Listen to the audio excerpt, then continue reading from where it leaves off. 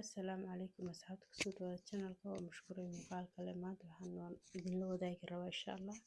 casho yar oo cajiiba maasha Allah aad iyo aad macaan fudud waxaan kuugu u qurux badan u caafimaad badan iyo rumayso cuntadan cunto ka macaan oo ka caafimaad badan ma cunaysid bariis shiilan hilib digaag duban hilib solo nooc kasta sabaayad maraq wax walba la soo cuntadan cunto ka macaan oo ka fudud ma jirto ani ma jirto aan taaganahay ma fahanti marka maasha Allah aad u macaan tahay inay idinla wadaaga ayaan jeclaystay waqti badanna kaama qaadanayso casho bas ayaa samaysanay maanta marka waxaan sameeyay hadda waxaan samaystay shignidaas ma ku cunayno oo waxaan iska samaystay berrito loo kala hadduu ilaahay yiraahdo si aan u isticmaalo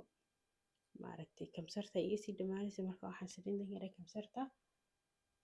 shignida ku shiilo shignida ku samaysan saliid ma fahanti marka si oo berrito waqtigu kugu barakoodo oo si uu waqtiga berrito igu beeqaamo sababtoo ah badanaa waqtiga liita soo gala marka dhowshii markaad sameynaysidna waa iska hawl badan marka waxa fiican in wax ku sii diyaarsanaadaan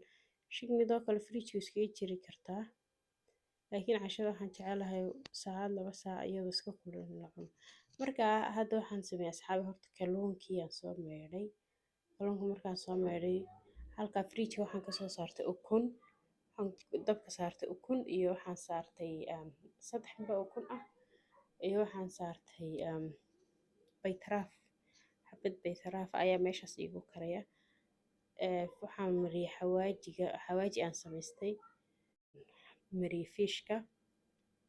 kadib waxay cusbo basbaas guduudan oo Itoobiyaanka ah basbaas xabashi ayaan ku daray waxaan ku daray wax yar oo cusbo ah waxaan marmarin doonaa mustard insha Allah marka wax yar waxaan dhigi doonaa wax badan ma dhigayo 10 daqiiqo meelahaas kalluunkuna maadaama uu waaweyn yahay maaragtay waxaan rabaa inaan wax yar saa u dildilaaciyo oo aan maaragtay xawaaji gudaha u galo si uu dhanankii u haysto